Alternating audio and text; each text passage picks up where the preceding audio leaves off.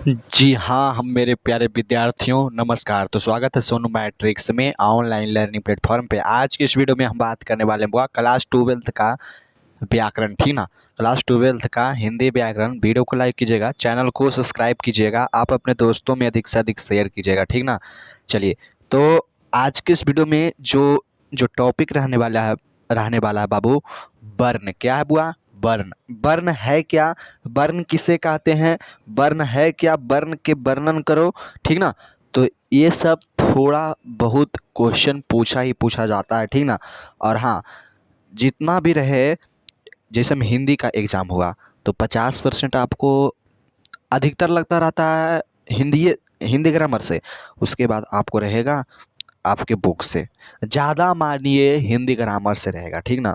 तो क्यों नहीं हम लोग हिंदी को ही पूरा कर लेते हैं? क्या लिंग से हो गया, कारक से हो गया, समास से हो गया, टोटल करवाएंगे बुआ, प्रत्यय से, ठीक ना। चलिए देखिए, परिभाषा। वर्ण की परिभाषा क्या है या वर्ण किसे कहते हैं? वर्ण है क्या?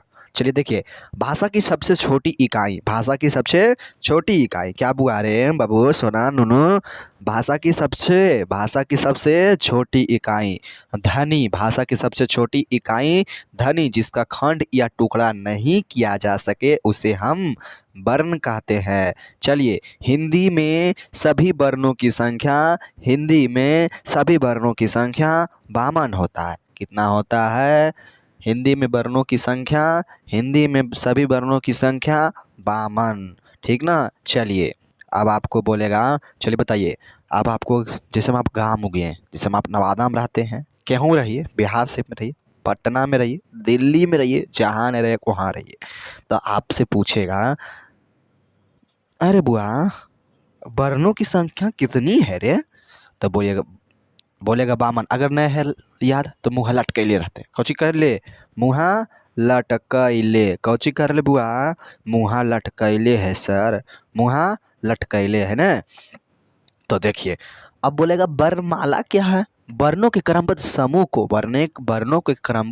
को हम वर्णमाला कहते हैं गुरुजी, ठीक ना। चलिए चलिए, इसका है, वर्णों को उच्चारण के दृष्टिकोण से दो भागों में बांटा गया है सर। दो भागों में कौन कौन है बुआ? स्वर्ण वर्ण और व्यंजन वर्ण। स्वर्ण वर्ण और व्यंजन वर्ण। सभी वर्णों की संख्या 52। अब वर्णों की क्रमबद्ध समूह को वर्णमाला कहते हैं सर। चलिए बताइएगा, स्वर्ण वर्ण है क्या?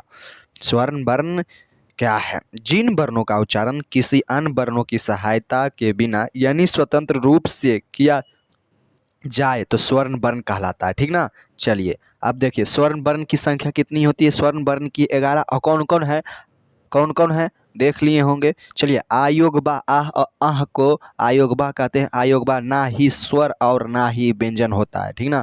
चलिए, स्वर आयोगबा बोलेगा 2 गो, और बोलेगा क्या चीज़ बोलेगा? स्वर्ण वर्ण 11। 11 2, बताइए सभी लोग, कमेंट कर देना है।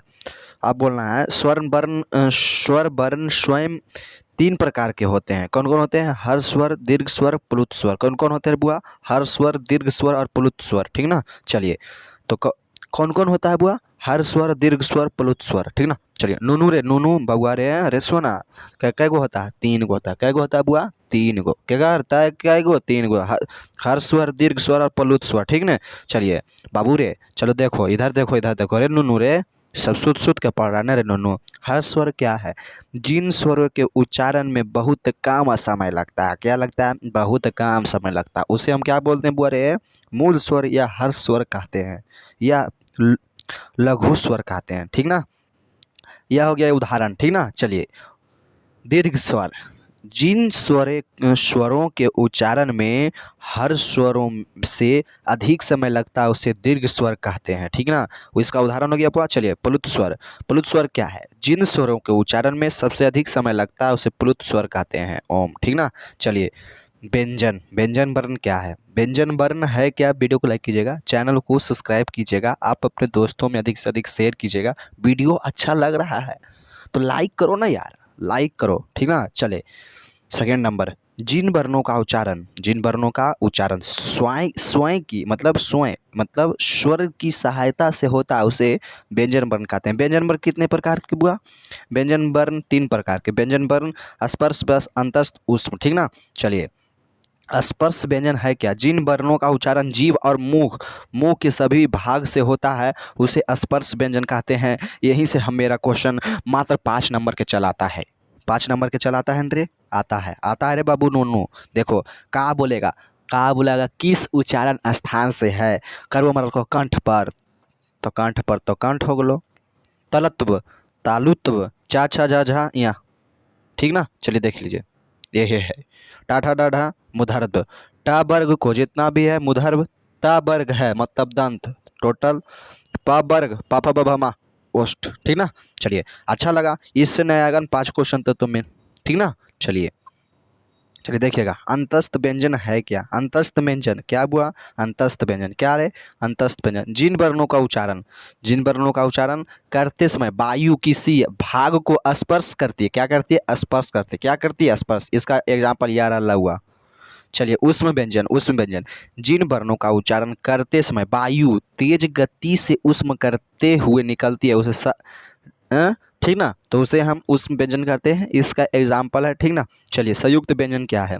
वैसा व्यंजन जो दो व्यंजन से मिलकर बनी होती है उसे संयुक्त व्यंजन कहते हैं, ठीक ना। इसका एग्जाम्पल, वायु के आधार पर वर्णों के 2 भागों में विभाजित किया गया है, अल्पप्राण और महप्राण, ठीक ना। चलिए अल्पप्राण और महप्राण, ठीक ना। चलिए देखिएगा, अल्पप्राण है क्या? अल्पप्राण क्या है? अल्पप्राण क्या किसे कहते हैं? अल्पप्राण किसे कहते हैं? अल्पप्राण जिन वर्णों के उच्चारण में मुख से कम श्वास निकलने, किसी भी वर्ग का पहला, तीसरा, पांचवा और अंतस्थ व्यंजन वह अल्पप्राण होता है। महाप्राण क्या होता है? जिन वर्णों के उच्चारण में मुख से ज़्यादा श्वास निकले, किसी भी वर्ग का दूसरा, चौथा और ऊष्म व्यंजन महाप्राण होता है। कंपन के आधार पर वर्णों के 2 भेद होते हैं, घोष अघोष। घोष आघोष कौची? घोष अघोष कौची रे? घोष अघोष, ठीक ना। चलिए देखिएगा, घोष और अघोष, ठीक ना। चलिए देखिए, घोष जिन वर्णों के उच्चारण करते समय स्वर तंत्रिका में गूंजा या कंपन उत्पन्न होती है अथवा किसी भी वर्ग का तीसरा, चौथा और पांचवा घोष वर्ण होता है। घोष वर्ण या रा ला वा हा। चलिए अघोष जिन वर्णों के उच्चारण करते समय स्वर्ण स्वय स्वय मतलब स्वर तांत्रिक में गूंज या कंपन उत्पन्न नहीं होती है अथवा किसी भी वर्ग का पहला और दूसरा अघोष वर्ण होता है, ठीक ना। चलिए अक्षर क्या है? एक ही श्वास के झटके से जिस वर्ण का निर्माण होता है उसे अक्षर कहते हैं। राम शब्द 2 अक्षर है, राम, राम प्लस माँ। चलिए हिंदी में कुल वर्णों की संख्या 52 होती है। स्वर वर्ण 11, अनुस्वार 1, अनुस्वार 1, ठीक ना। चलिए व्यंजन, व्यंजन देख लीजिए, कंठ, कंठस्थ में 5 गो मतलब अणा या ना ना मा अनुशासिक वर्ण है। क्या है? अनुशासिक वर्ण है, ठीक ना। चलिए तो टोटल बोले तो 52। वीडियो को लाइक कीजिएगा, चैनल को सब्सक्राइब कीजिएगा, आप अपने दोस्तों में अधिक से अधिक शेयर कीजिएगा। थैंक यू, जय हिंद, जय भारत।